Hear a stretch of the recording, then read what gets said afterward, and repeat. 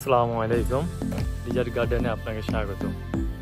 Saudi আরবে মরুভূমিতে কিভাবে একটি বাগান বিলাসের রাজ্য গড়ে তুলবেন, কিভাবে পানি দিবেন, তা আপনাদের ছোট্ট ভিডিও আকৃতিতে দেখানোর চেষ্টা করবো ইনশাআল্লাহ।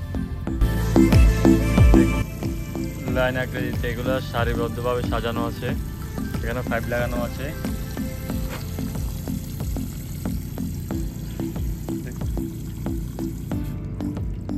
পানি দেওয়া হয়ে গেছে। আসুন আপনাদেরকে এখন বাগান বিলাসটা একটা ঘুরে দেখাই।